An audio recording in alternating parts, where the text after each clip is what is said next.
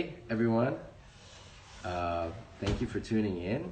It's Sunday morning. It took us a little bit to get set up. It's sunny on Maui and looks windy. Hello. And today is the last day that the beaches are open on Maui. So I think we're gonna try to get a session in, a social distance session. Not talking to anyone on the beach. Yeah, so where are you guys tuning in from? I'd love to hear whether you're able to get on the water or not, what your quarantine experience is like so far. So say hello, and yeah, let us know. I'm back again with Paul, buddy Paul. We've been sailing A lot together. Yeah, we've been sailing a lot the last week. It's been really good on Maui. Kind of a little bit of a, I don't know what the right word is for that. Silver lining or something to the situation. So we've got some people tuning in from Hamburg, from France. Yeah, great. It's nice to see the community coming together in a time like this. You know, it's so easy to, I don't know, fall into strife or fighting, and it's nice to see that people are still motivated and coming together, and there's a lot of positivity as well. Chile's in the house, Kiel is in the house, Frankfurt is in the house. Nice. Norway's in the house, Argentina. So it's great. Cool. All over Welcome, the world. guys. So awesome. Yeah. So we've had a few sessions, and so I've been helping Paul with some of his sailing as well, and that's kind of helped me also develop some of what we're going to talk about in the coaching, sort of as things come up in our sessions. Then it makes me realize, oh, that's an interesting thing for people to learn about, or that's something that's not obvious. And so I put together a little kind of outline for what I want to go over. But if you guys want specific things, write those in the comments, and then that helps me as well. As I'd like to keep doing more of these, especially while everyone is stuck in quarantine, stuck inside. I'd love to sort of share as much as I can with you all who are at home. So right now the plan is to do these every Sunday, but if we get more people, if we get more ideas, people are more involved and asking for more instruction on different topics, then we can even do these more frequently, possibly. So the plan for today, I can put this up on the computer behind me. I think you guys can all see that. So we're going to go over the fundamentals first. And so there's a few basic topics that we're going to talk about there. So we're going to talk about Shalom to Israel. Currents, fear, getting around, and some quick tips to improve your wave riding. There's like 3 things you can do that anyone can do, and it will improve your wave riding instantly. So it looks like we've got people tuned in. A bunch of people from Chile. Yeah. Oh, the original bad habits. Nice, guys. All right, well, let's get started then. So Paul and I were sailing at Ho'okipa yesterday, and there were some bigger sets, like mast high sets, and Paul lost his gear, right? Which is totally normal. It happens, right? When you're dealing with big waves, there's situations where you lose your gear, and so he got pushed down to the channel and was trying to swim in to get the equipment, which was on the inside. But so he was swimming in the area where there were no waves, which at first might seem like safe. Where you want to be. It might seem safe. You're out of the way of the waves. But the problem is that that's where the water's coming out. That's where the current is pulling out to sea. And you'll never beat a current. So one of the number 1 rules of being in the ocean is you don't fight a current. Yeah, and you're not gonna beat it. Like there's a story, classic story from Hawaii. It's kind of a tragedy, where there was an Olympic swimmer and a friend, and they were visiting Hawaii as tourists, and they were swimming out Hana direction, and they got stuck in a current And the Olympic swimmer told her friend, who was not in nearly as good a shape as her, she said, all right, you just stay calm. I'm going to swim to shore and get us help. And the friend survived, and the swimmer didn't. She died of exhaustion and then eventually drowned. The ocean is so powerful, you're not going to beat it. So you got to work with the currents. So what that means is that if you're trying to get back to the beach, you got to be where the waves are breaking. You got to be where the whitewaters are. You got to be in the impact zone, because that's the water that's coming in. And the inverse of that is, if you're trying to get to the outside, find the area where the water is going back out to sea. So in every spot, you've got, I don't know if you can see this. So you've got the water coming in. So if here's the beach, you've got the water coming in, and it's got to go out somewhere. So it comes in, and then maybe it comes out here, or maybe it comes out here. And so you can use these places to get back out. And you can see, if you watch the spot, you can see where these places are. Maybe there aren't waves breaking there, or you can see the current, you can see the rip pulling, because you've got like extra chop in the water. You can see the water pulling back out to sea. And so you want to use these currents. And that is so important, because I think the number one rule with wave sailing is you want to use the ocean to help you rather than fighting it. And so that is a important aspect of doing a good wave ride, but also it can save your life. You never want to fight a current. So if you're stuck in a current and you want to be going somewhere else, you swim across the current to get out of it and into the direction of the water of where you want to be going. So number one rule, don't fight a current. Don't swim against a current. Use the currents. Pay attention to the currents. Pay attention to how the water is moving. So that was really helpful. Because I was swimming almost 10 minutes against the current, because I was thinking, it's maybe more safe here where not the big waves are breaking. That's why I was swimming in that in that zone where the current was pulling me out all the time. And I was seeing you, and I was paddling and paddling and paddling and paddling, and then you give me that little sign, pull straight. I was okay. And then KC also came over and said, hey, maybe go a little bit more to the right. But at the first one, I had fear, and I was also a little bit scared. Right. But then I think after 10 minutes almost, I made it back, because I was really disconnected from my gear. And did you notice that you weren't making any progress?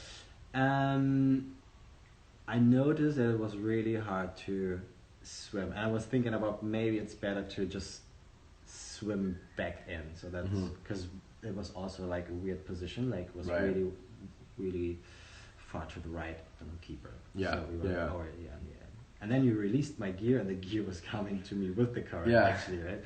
That was also good. Okay, so don't fight currents, use them to your advantage. Next topic is fear. I think it's also super good to get knowledge about the sport where you're sailing, about the current situation, where the current is going. Yeah, that's a really good point. You need to watch, you need to ask questions, you need to learn about the waves that you're sailing. And every place is different. Hokipa has a specific current. If you're in Pozo, it has a specific current. And everywhere has its own sort of rules. There are places where the current is really strong, places where there is no current. So if you can just get, maybe it's a matter of getting 1 meter in a certain direction, and then you're suddenly out of the current. And so if you can go across the current and get to that safe place, then suddenly you're okay, rather than being sucked out to sea or sucked onto the rocks. So it's again, really important to pay attention to the spot, pay attention to what's happening, ask questions, learn about how the currents work wherever you're sailing. All right, next topic is fear. So fear is a big one, and it's not something that's talked about a lot in wave sailing, but it's a huge part of wave sailing, right? because we're dealing with these walls of water that are folding in half, and we're trying to get inside of that fold, and you know, we're traveling at whatever, 30 miles an hour, and there's a lot of fear, there's a lot that can go wrong, or there's a lot of ideas of what can go wrong. And anyone who talks about not having fear or there's no risk doesn't get it. It's not about ignoring that aspect, it's about embracing it. So it's realizing that yes, you're scared, yes, there's risk, and that's okay. It's okay to be scared. It's normal to be scared. It means that you're alive. It means that you're doing something exciting. It means that you're in the right place. It means that you're in a critical moment. It means that you're truly wave sailing. You know, if you're not scared, there's no excitement. You might as well be sitting on the beach. But it's important to react to that fear in a way that makes you better, not makes you worse. So acknowledge that fear, you know, recognize that you have that fear, but then push through it. So for me, like dealing with fear on the water and with waves, it can almost be therapeutic, where I can put in a lot of my, I don't know, negative emotions, whether it's anger or sort of things I don't like about myself, if I sort of have these like negative feelings, and I can push that into the fear. And it's a process of sort of like transforming the fear into these other emotions, and then sort of conquering those emotions when you hit the lip. And if you're not embracing the risk, that's actually the most dangerous thing. You know, the biggest accidents happen when you put on the brakes right before you hit the lip. You know, the biggest accidents, the biggest injuries happen when there's a little bit of hesitation, there's a little bit of fear. And so what you need to do is you accept the fear, acknowledge that it's there, but then you have to go full speed ahead. And that is actually the safest course of action. So the more speed you have, the safer you are when you're riding a wave. The more committed you are, the safer you are. You know, it's those moments where you stop and then suddenly the full power of the wave hits you that you have a big wipeout or you get hurt. So if you're hitting the wave with a lot of speed, you're going to get carried by the wave. And even if you fall, it's not going to be a fall that will hurt you in the same way that it would if you were stopped, because you've got a similar sort of relative velocity to the wave. And so, you know, there's not that hard moment of impact. So the number one thing is you've got to commit, acknowledge the fear, and commit. You know that you're scared, that that's normal, that that's good, and commit. And I think that is really important. Another element of this is you're almost always better off holding onto your gear when you're getting worked. And so you might be scared and you don't want to hold on, but 9 times out of 10, you're better off staying with the gear than being separated from it. And that can mean, you know, really fighting with it as you're holding on to the boom in the whitewater, really struggling, but, you know, the gear, it floats. You can sail away after the whitewater lets it go. If you let go, who knows what happens? You're separated from the gear, you've got to swim. And so that's, I think, one of the number one things is, okay, it's okay to be scared, but hold on and stay with your gear. I was making yesterday the exception, like, because I was, yeah. What do you? So you've been sailing Hokipa now for about a year, and I think Hokipa is a bit intimidating. Do you have any reflections or tips about how you've dealt with sort of the fear aspect? Yes, it's like for me. I mean, it's definitely in the beginning. I had a lot of fear going out, like especially on a big day, because like it's really impressive when you're standing next to the rocks and then you have to enter. There's no wind in the beginning, and then you go just out with the current. I think the best thing was just talking to people, like to the locals, like to you, to Levi, and just getting some insights and some tips about how to go out. That like, and then on like just on watching, that helps me also a lot to gain more confidence, like at the spot, and then building bricks. You know, like not trying to get totally crazy, like and like yesterday I had a lot of really big sets, and there were one set was really big, like I don't know, over mast high, and but it was super bumpy, and I decided for myself, so okay, maybe it's now better to exit the wave instead of trying to ride this giant, you know, which is maybe over my abilities, right?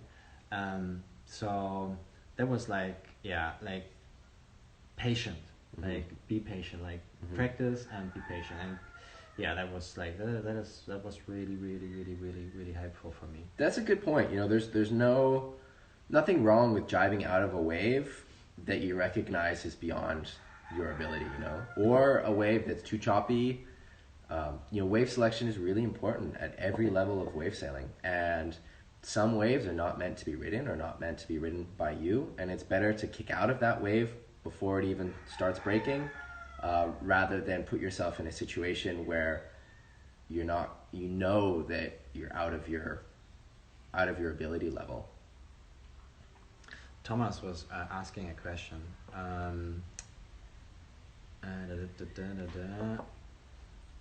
What about feeding fear because of your kids? That's an argument a lot of people use. Oh, yeah, feeling fear because of your kids. Well, I think for the majority of people, I mean, there's not a lot that's going to happen while you're windsurfing. I think even though fear is totally normal, I think it's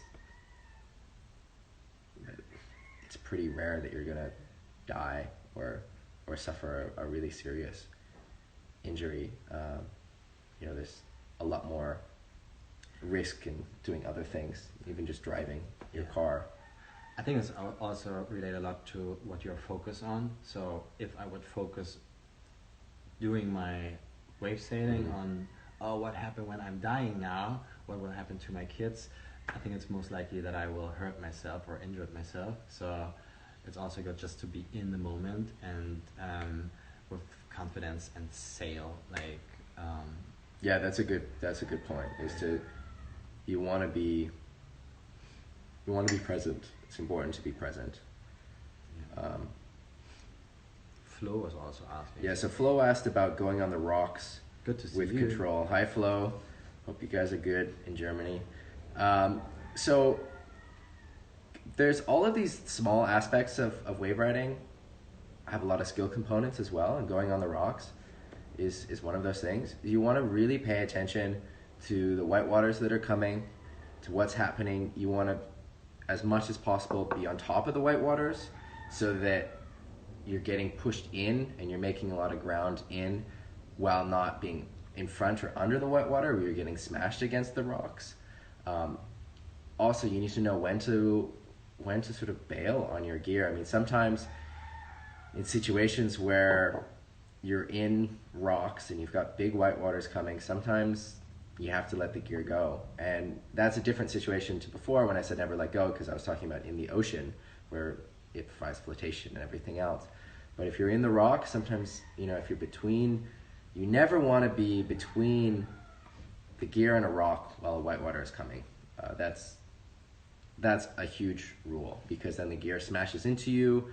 You know, the force of the water on the gear into you is huge because you have all the surface area of the sail. And so it's really a lot of force. It can break bones.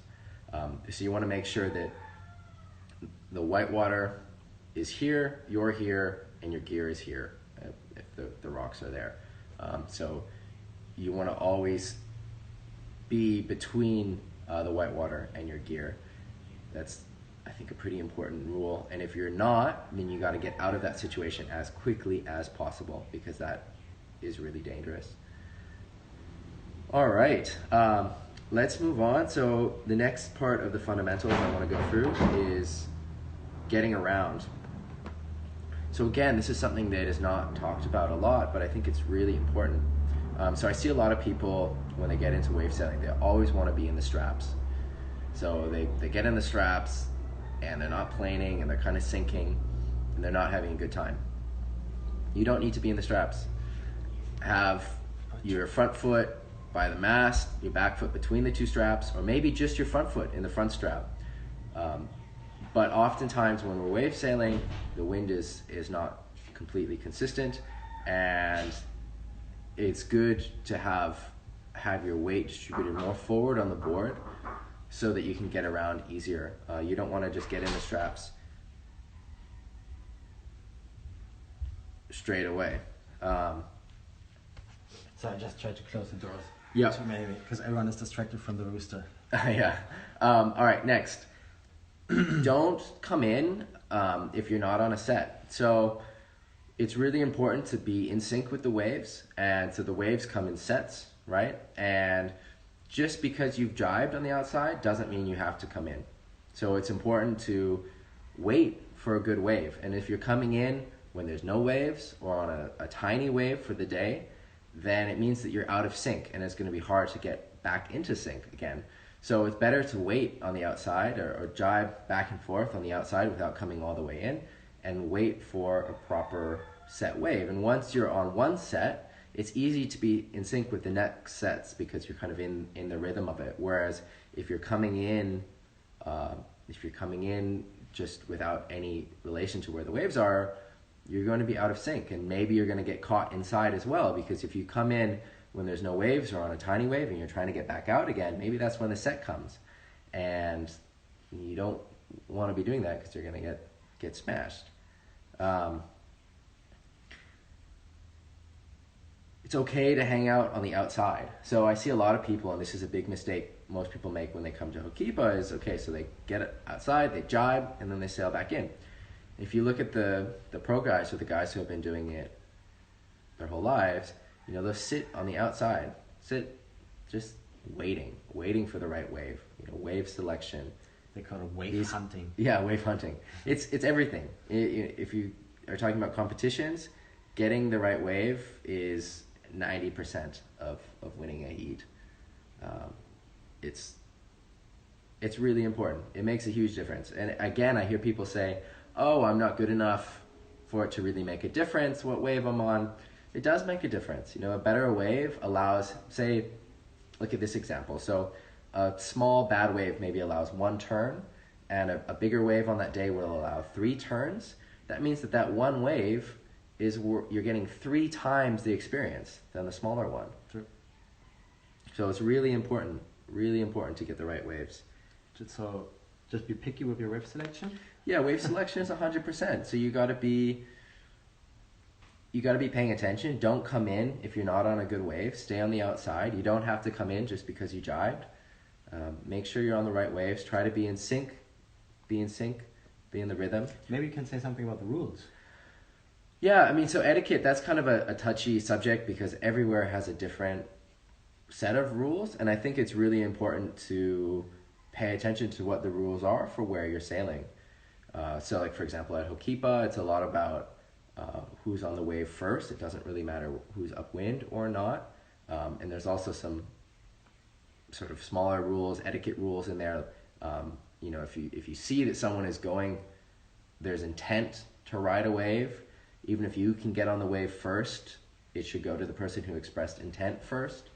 But there are other spots around the world where there's a rotating system, or some places like in the Canaries, like in Pozo, for example, there's a certain peak, and it's whoever has caught the wave first there who has the wave, rather than it doesn't matter if you've already started riding it on the bunker. Mm-hmm. And so it's really important to ask the locals what is the right etiquette, what are the rules,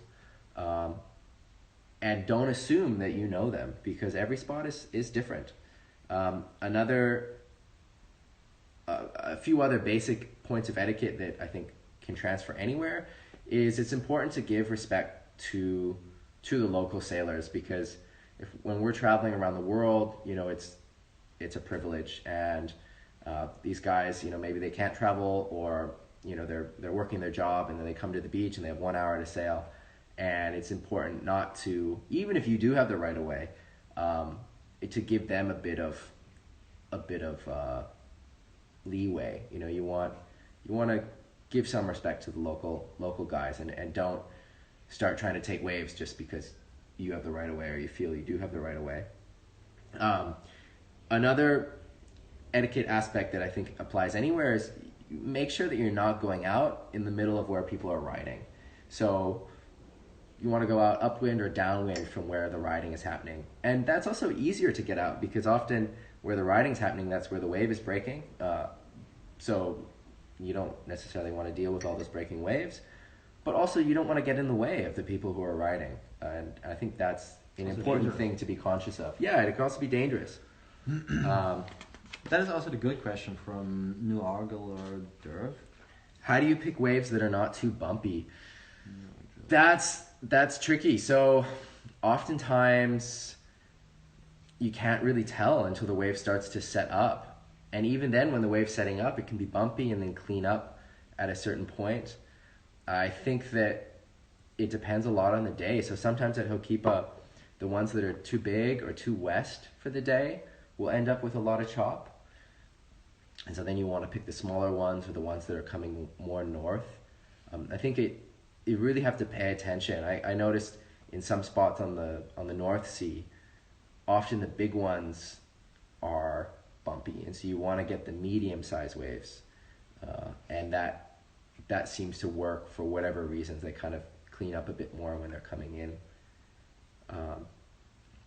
All right, so I'm going to move on now to some quick tips for it's kind of for everyone. Like, there's some things that I've noticed while working with Paul that I think everyone can benefit from. So the number one tip is to move your hands. So when you're bottom turning, you want to reach back with your back hand, have a wide grip, and as you're sheeting in, you're leaning the sail forward, and as you come up the wave, jam your hands back together. And that does so much. It allows you to have a more dynamic turn. It allows you to do more degrees in your turn, and it allows the transition to the cutback to be a lot more dynamic, a lot faster, a lot easier. So here, for example, we got a video sent in. So this is a video that someone sent me. Let's see, my head's in the way. So the timing here is perfect. It's really good timing, and the wave is beautiful. The only advice I have is he's got to move his hands. So the hands are static in the same position, and that's limiting how vertical he can come on the wave. So then it's kind of forcing him to go more down the line rather than back up the face of the wave. And so if you have a wide grip, it allows you to get that early speed and to come up the wave, and then jam the hands together. You get the extra bit of projection up the face, and then also the release to go into the cutback. There's another video that we were sent in. And again, guys, you can send me your videos, tag me in your videos, and we can go through them in future life coaching streams. And then also I can send you advice as well. So some question coming in on this. All right. You want to read me the questions? Yeah, so at the cutback, where is your sail hand position? Even in front of the harness lines, question mark? It's from Ollie. So I would say that it depends a lot on the wave, but a good rule of thumb is that you want to bring your backhand to the harness line. So not in front of them, but to your harness line. And that'll work in most conditions. So sometimes you want to have a wider grip, and sometimes you want a narrower grip. But as a good rule of thumb, if you're extending back with the hand and then bringing the hand into the harness lines, that's a pretty good use of your hands. All right, we've got another question. Regarding the hands moving together, I see sometimes pro even have their hands a bit wider on a top turn when they really smash it. So once you start getting into like some really technical kinds of turns and analysis of turns, you'll see some wider grips. One thing that you'll see a lot though is that the hands are wide in the bottom turn. They come together right before the cutback, and then they go wide again.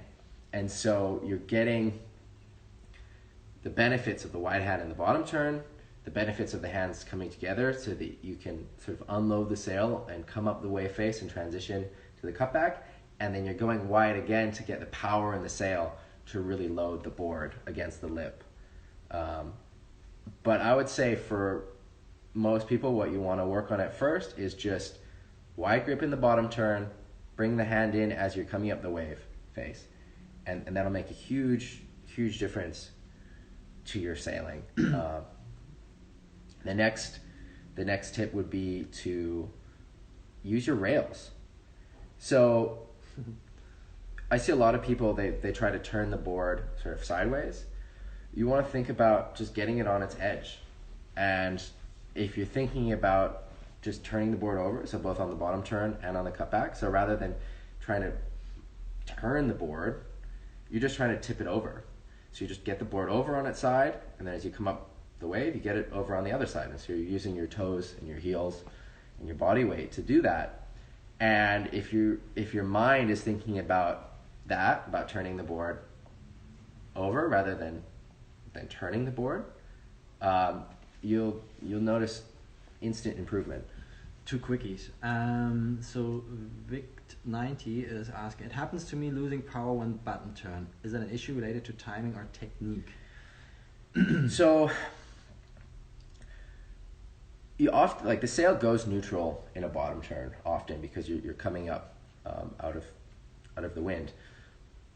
But you don't want to be losing speed, and that has to do with timing and technique. So doing a good bottom turn is hard, but you can start by, not doing too long of a bottom turn. So you're staying in the power area of the wave, so you're still keeping speed from the wave. I think that can help a lot of people. So you're staying close to the face of the wave, so you keep speed, and that can help a lot in the beginning. And then also focus on using the rail. I think that makes a big difference, because if you're trying to turn the board, you're losing speed, you're losing power. Whereas if you get the board on the rail, you can actually accelerate through the turn. Yeah. What I have learned of gaining speed or losing speed in button turns is like when, for example, when I was out on sprags and it was more likely like poser conditions, sometimes it's not so, as you said before, like doing the huge turns. So normally like the huge bottom turns, sometimes you're losing a lot of speed when the wind direction and wave direction is not fitting perfect for this. So as you say, you're staying close to the wave. To also, like in South Africa and Scarborough, I see a lot of people are doing like the huge turns and losing a lot of speed, while most of the guys are trying to get like gaining a lot of speed, and then making just maybe one or two like really proper cutbacks instead of trying to make 10. Yeah, that's a good point. So you want to, just to recap what Paul said, you really want to be in the right place, and instead of trying to get 10 long slow turns on a wave, wait for the wave to set up, wait for it to get critical, and you can get 2 or 3 really good turns in the same space. Thomas has also a tip here. So Thomas says, I feel like hands close together leads to a flatter turn, and hands more apart makes you use the rail more. I might be wrong. I think there's truth to that. I think that once you start getting into real technical analysis of high-end turns, then there are a lot of tiny things you can do different that make huge differences in the turn. I think the hands wide and then the hands together is most important for the bottom turn and then the transition to the cutback. And so that's important so that you can come up into the right place. And then once you're doing the cutback, if you have your hands close together, it can allow you to like push the tail of the board out more, which is I think a flat cutback like Thomas is talking about, where you can release the fins because you don't have the pressure of the sail on the board. And then if you bring your hands wide again, you can take the new power that's coming into the sail and transfer that to the board and transfer that to the rail. Yeah. Just one more question. Like I liked also is like how to lay down the sail in the bottom turn, and I liked your example with the pan you did. Like yeah, so I mean, one of we were talking about lay down the other day, and for a lot of people, they need to lower their boom. If you're coming from freestyle or coming from freeride and you've got your boom up here and you're trying to push the sail over, you're not able to get it over very much. But if you bring your boom down somewhere around your chest, you know, you've got a lot more ability to push the rig over. So using the angle. Also. So just setting up the equipment differently. I think even though laying the sail down is dynamic, you really want to be focusing on the board, not on the sail. So you want to be focused on getting the board over on its rail. And as you're going into the bottom turn, you kind of like hunch your shoulders up, kind of bring your elbows up, and that puts your weight forward, gets your weight on the toe side rail, and that also happens to push the sail over. But it's possible to do a lay down without doing a good bottom turn. You know, there's a lay down jibe that has not much rail engagement, but the sail is touching the water, and that's not what you want. What you want is the rail engaged. You want the board turning over. You want the board on its edge, and that's the most important thing. So I think focusing on the board rather than the sail will help. Another question. Where you are in the top of the wave, just before you drop the wave, where do you put your weight on the board? In the front strap? So I think before I drop in, most of my weight is on my back foot. So I'm kind of sitting, stalling. So I'm kind of pushing water with the back of the board so that I'm not dropping in until I want to. And then once the wave gets steep enough, then I've got probably equal weight on both my feet, and then as I come down into the bottom of the wave, I've got more pressure on my front foot, and so then I've got the pressure on the front foot, and then once I start coming back up the wave, the weight transitions to the back foot, and so you're kind of coming in onto the front foot once you get on the bottom, and then onto the back foot as you're coming up the wave. Next, the last quick tip is look where you want to go. So this sounds so obvious, but it makes such a difference. So if you want to go here, you got to look here. You know, if you're looking straight down the line, you're going to do a really long, drawn-out bottom turn. But if you're looking back up the face of the wave, you're going to do a tighter, more dynamic bottom turn. And then same for the cutback. So turn your head instead of looking out the back of the wave or down the line. You know, I see people who are trying aerials and they're looking down the wave, and then they go out the back. Look where you want to go. You want to go in front of the wave. So make sure that your head is turned. Make sure that you're looking in front of the wave, and that'll help you get projection back inside for aerials, and will also help you with your cutbacks. You'll have a more dynamic turn. And just by doing that, you level up instantly. It's like... Yeah, doing these three things. So again, move your hands. Wide hands to narrow hands as you're bottom turning and coming up the wave. Use your rails. Focus on using your rails rather than turning the board like this. And then look where you want to go. Use your head. Okay, we've got a question. To help using the rails more,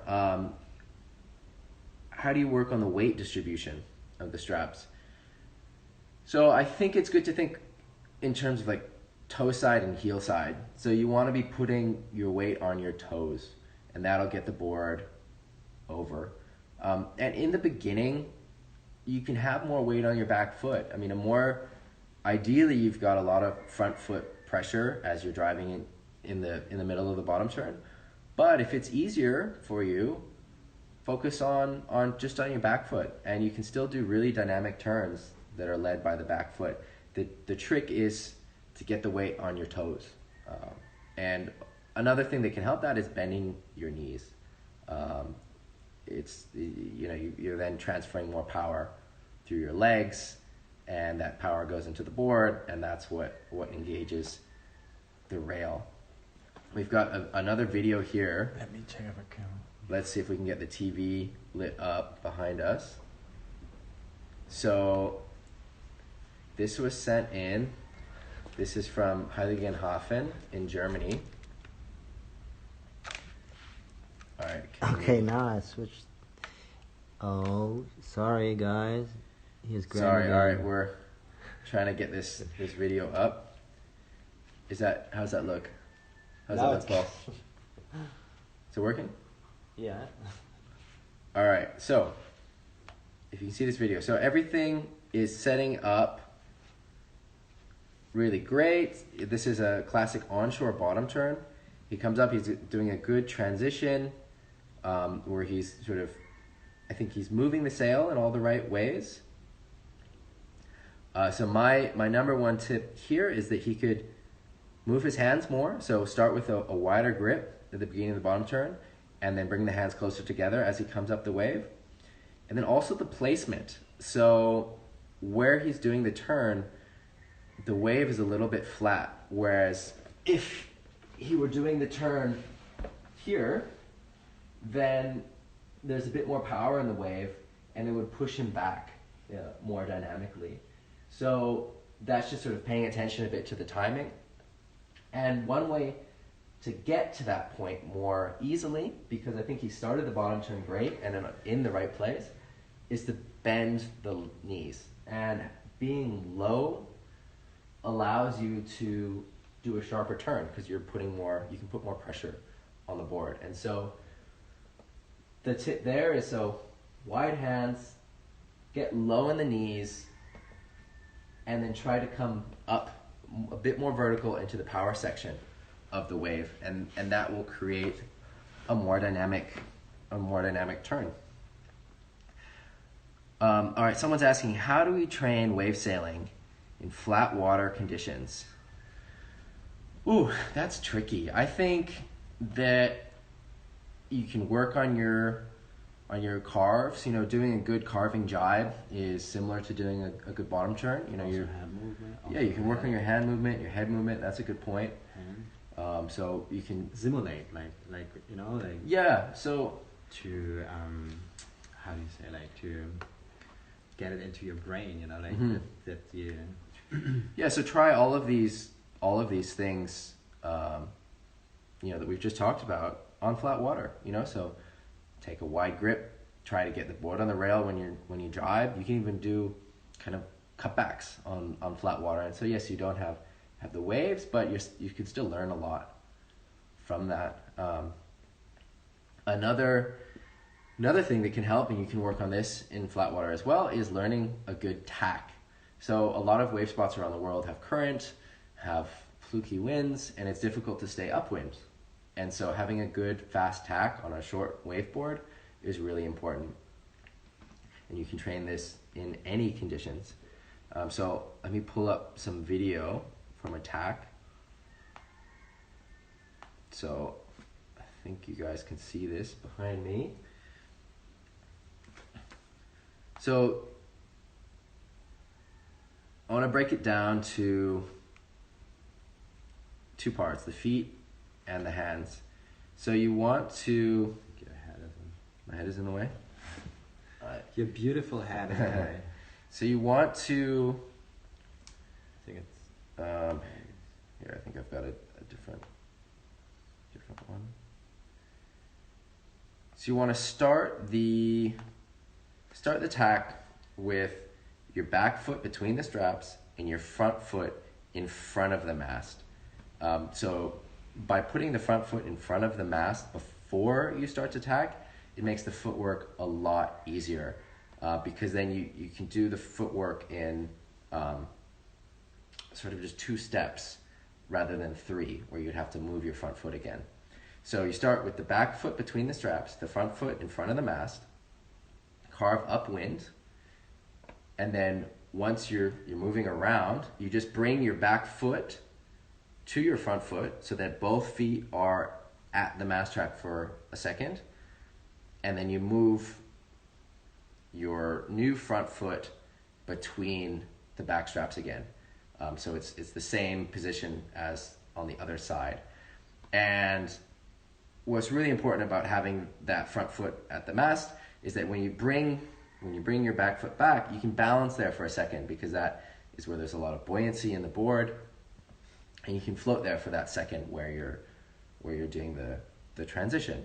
And so think about it's this kind of shuffle. So you've got your front foot by the mast, your back foot between the straps. You bring your back foot up, they're there for a second, and then you transition. So the same position that you had before, but on the other side. All right, now let's get into the hands and the sail, which is, I think, the most important part, the most crucial part of this. So I like to start with my front hand on the mast below the boom. I think for me, it's a lot easier. Yes, you can go boom to boom, but I recommend this for most people because it gives you a lot of control over the sail. So you put your front hand on the mast below the boom, you got your back hand, and push the sail back. So the way I like to think of it is that you're creating a window, you're opening the door. So by pushing the sail back, you're not only carving up wind, but you're making space in front of the mast that then you can move your body around to get to the other side. If you don't make that space, then you've got to go all the way to the nose of the board. I think you have to go on this side. I have to go on this side? You've got to go all the way to the nose of the board in order to get to the new side, in order to get that transition. And then the board sinks, and then you tip over.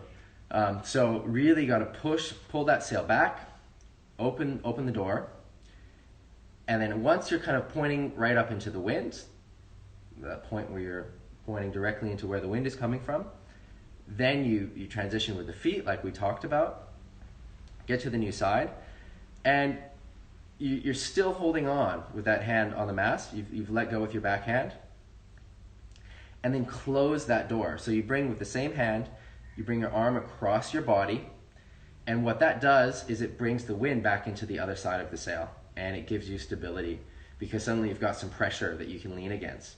And so close the door, and then you put your hands back on the boom, and you can sheet out to get wind against you if you need to balance, or sheet in to bring yourself upright if you're falling back. And that simple sort of two-step motion of opening the door and then closing the door once you're on the other side really helps tremendously. It is doing things with the board that are what you want to be doing. Like when you're pushing the sail back, it's pushing you into the wind, and we're pulling it forward again, it's bringing you downwind on the new side. But it's also making the space. So you've got space on the front of the board so that you can move your body while staying on the parts of the board that are the most buoyant, where you have the most flotation. So you want to grab the mast below the boom, throw the sail back, opening the door. When you get to the new side, bring that arm that's holding the mast across your body to close the door, feel the wind on the other side, grab the boom, and go.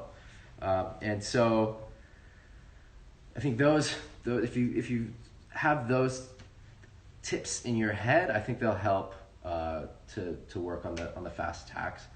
I'll write some of this up and get this online somewhere, so you don't have to go through this video again. Ask me questions as well. So if you're trying this on the water and you're falling, or you're not understanding something when you're trying to put it into practice, ask me and I'll answer those questions.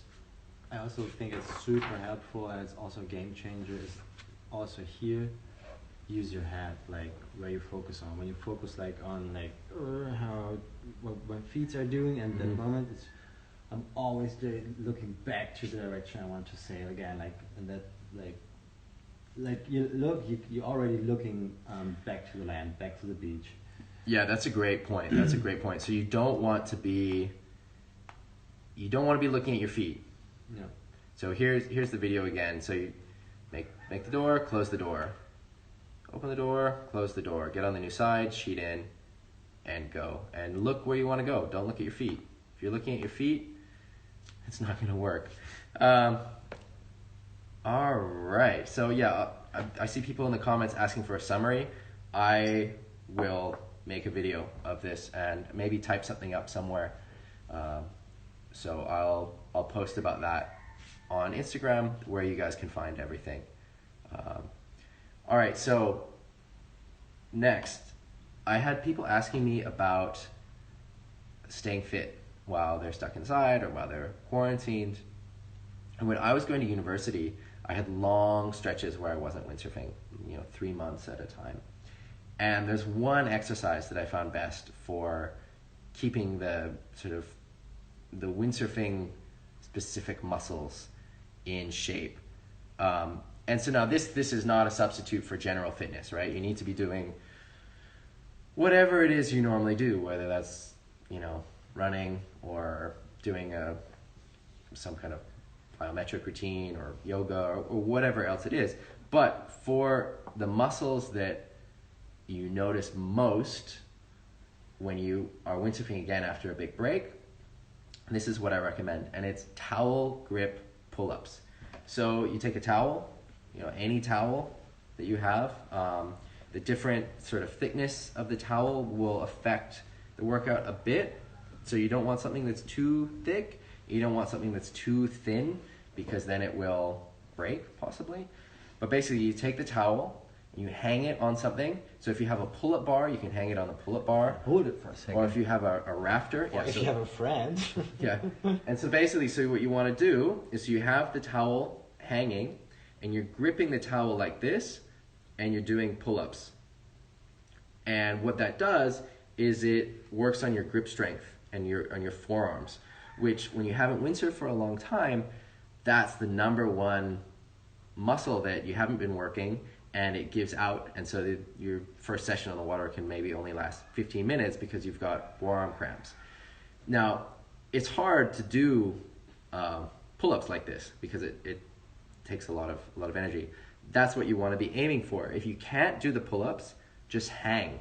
So just hanging from the towel, holding it like this, you're working your forearms in a way that's similar to windsurfing, and then when you get back on the water, you won't have those problems with your forearm. And so I think that's really crucial if you're stuck inside right now on quarantine and you can't get on the water and you want to be ready when you get on the water again. And again, that's not a substitute for general fitness. You still need to be doing whatever else you need to do. And I think, for example, working on your lunges and some of these lower body exercises are really helpful as well for being windsurf fit. But in addition to that, the number one thing that I don't see people doing but makes a huge difference are the towel hang pull-ups. Nice. And that's something that you can do at home. You've just got to find somewhere where you can hang the towel. Maybe you have a pull-up bar, maybe there's a rafter, maybe you can put a hook into the ceiling, or you have a TRX that you can kind of modify with the towel. There's creative ways to get that done.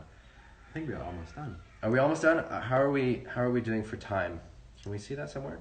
No, but I think we have just 2 or 3 minutes left. Okay, so maybe 5. Yeah, I think we started a little late, so I think we've got a few more minutes. So we had a lot of requests about Backloops, so I'm gonna do just a quick overview with some quick tips on Backloops. And maybe a full session on it. And then, maybe we'll do a full hour as well. So for now, we'll just do some quick tips and we'll come back. Because Backloops are something that I think everyone wants to learn, and they're difficult, so there's a lot to talk about. So one of the things that I see people who are good sailors and they're trying Backloops, maybe they land a few. One of the things that I see the mistakes that they make is not going enough upwind. So especially when you're learning the backloop, you want to take off the wave upwind. Paul, you are a good sailor, a very good sailor.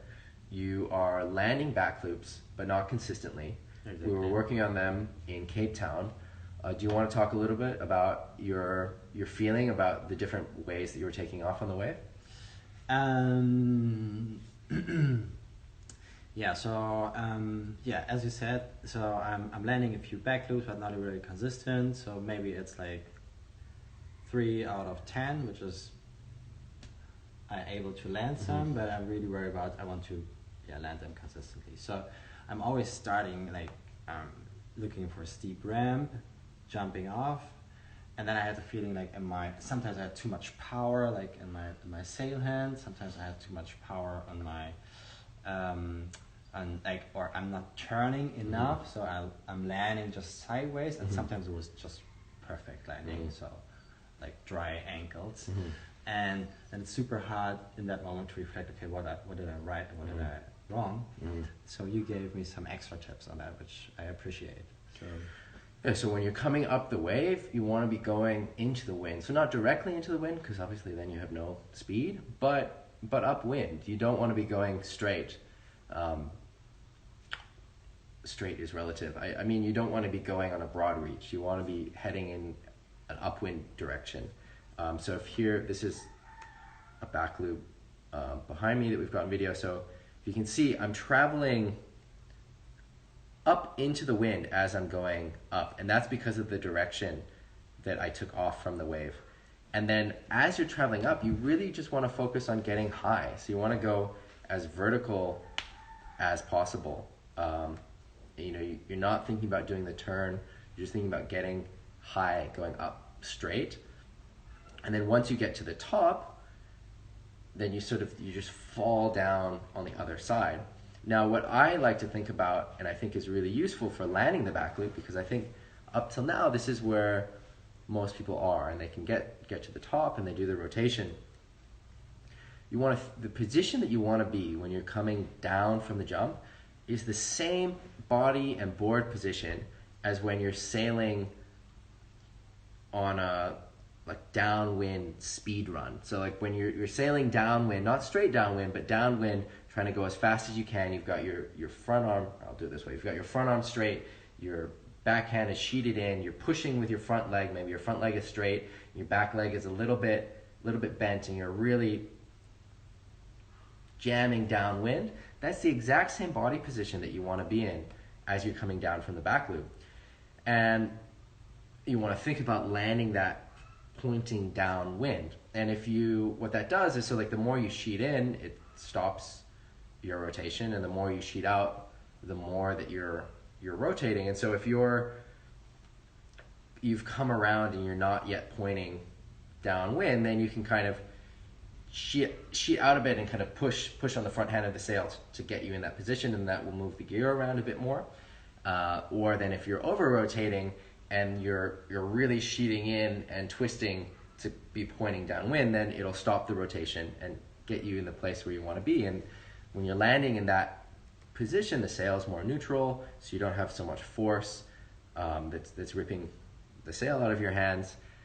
And it's, I think a good heuristic for trying to land back loops is you want to be in the same position that you would be when you're doing a fast downwind speed run. And then try to land on the nose and kind of just let the rig position itself back again upwind. Paul, do you have any tips? You've been learning these most recently. Do you have any things that have helped you? On the back loops? Yeah, on the back loops. Yeah, I think like you told me, I don't know if you're running out by time, but one thing is to get the right feeling for going upwind, like jumping, like upwind is, you told me go as much upwind as you can, and then just going over that point, and then it brings you kind of back in balance, and you think, now it's like, that's a good point. Like, okay, maybe, so try and go as upwind as possible, because just as an exercise, and then you'll see what that does. So if you're going, you'll see what all the different variations of upwindness do to the jump as you're going up into the air. You'll see what's too much upwind and what feels right. And you'll also see that maybe you can go way more upwind than you thought as you're going up the wave, and that will help your rotation a lot. Someone's saying push loop or back loop first. I think start learning the back loop first, but then you can start trying the push loops pretty soon. We don't have much time left. Thanks for joining.